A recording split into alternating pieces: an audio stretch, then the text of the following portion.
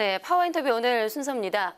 최근에 한국환경정책평가연구원의 조사 결과에 따르면 우리 국민 10명 중에 3명 이상은 환경 문제 중에서도 미세먼지 등 대기질 개선이 가장 시급하다라고 생각을 하는 것으로 나타났습니다.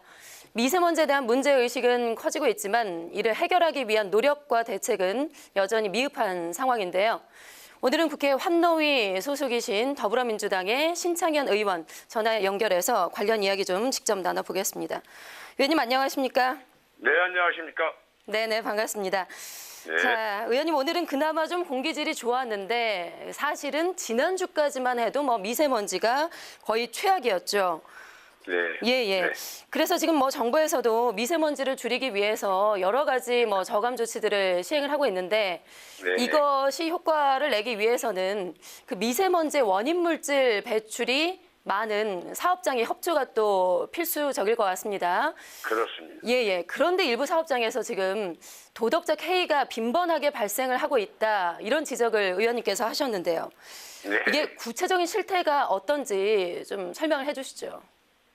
정말 대기업들의 도덕적 해이가 심각합니다. 예. 여소산업단지와 광주에서는 대기업들이 측정 수치를 조작해서 검찰의 수사를 받고 있잖아요. 또 그 충남 당진에서는 상습적으로 배출 허용 기준치를 초과 배출해서 배출 부과금 납부 1위 기업이 됐습니다. 아, 예. 한마디로 대기업들이 미세먼지 줄이기 위해서 솔선수범해야 되는데 예. 정반대 현실이 대단히 안타깝습니다. 예. 말씀을 들어보니까 한두 기업이 아닌 그런 상황이네요. 그렇습니다. 예. 말씀을 하신 것처럼 그 미세먼지 저감 장치를 설치를 하지 않거나 아니면은 미세먼지 배출 농도의 측정량을 조작을 하는 이런 네네. 사업장은 지금 현행법으로 어떻습니까? 처벌이 일단은 가능은 하죠. 네, 그렇습니다. 그런데 이 측정 예. 결과 조작의 경우에는 예. 현행법이 500만 원 이하의 과태료 손방망이입니다. 예. 그래서 제가 법업 개정안을 발의해서 이걸 1년 이하의 징역형으로 예. 그렇게 강화하려고 하고요. 예.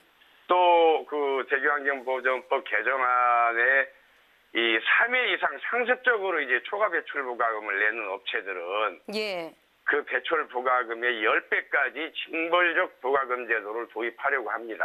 예. 가중 그래서 처벌한다라는 오염방지시설 설치 말씀이시죠? 비용을 아끼려는 예. 그 경제적 동기를 좀 제거해야 될 것 같습니다. 예.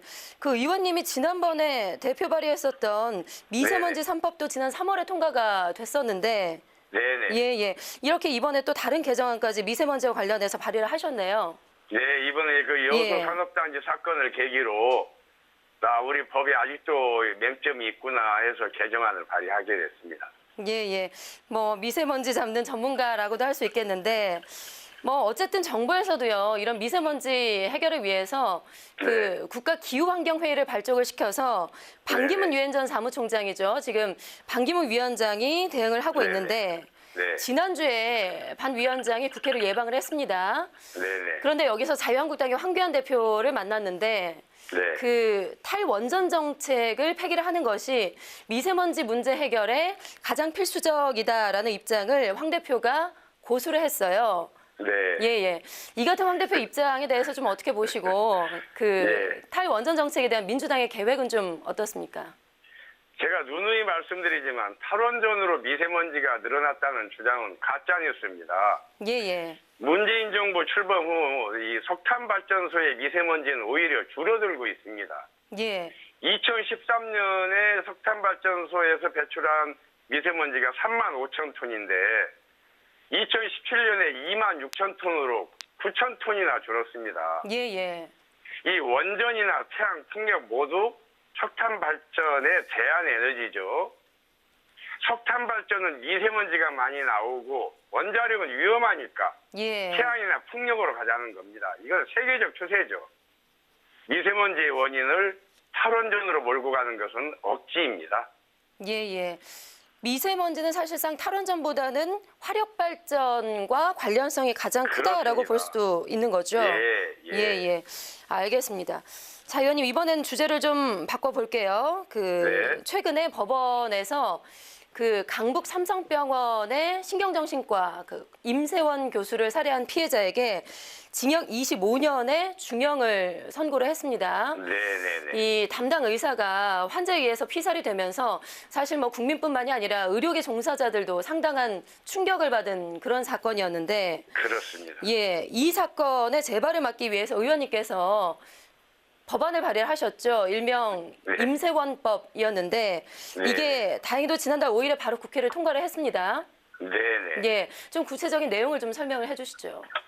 크게 세 가지인데요. 첫째는 병원에서 의사나 간호사에 대한 폭행 또는 상해는 가중처벌하는 것이고요. 예, 둘째는 그런 폭행이나 상해 행위를 술 취해서 모르고 한 경우라도 감형 규정 적용을 배제하는 겁니다. 예.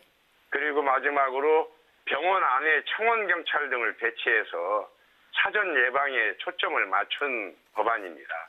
예. 뭐 사실 뭐 처벌도 중요하겠지만 사전에 이런 안타까운 사건 사고들을 좀 예방을 할 수 있도록 네. 앞으로 좀 예방 조치가 하루빨리 좀 현실화가 될 수 있었으면 좋겠습니다. 그렇습니다. 예방이 중요합니다. 예, 맞습니다. 자, 이런 임세원법처럼 민생을 위해서 처리를 해야 할 법안들이 지금 상당히 산적해 있는 상황인데 국회는 네. 뭐 계속해서 지금 공전이 장기화되고 있죠.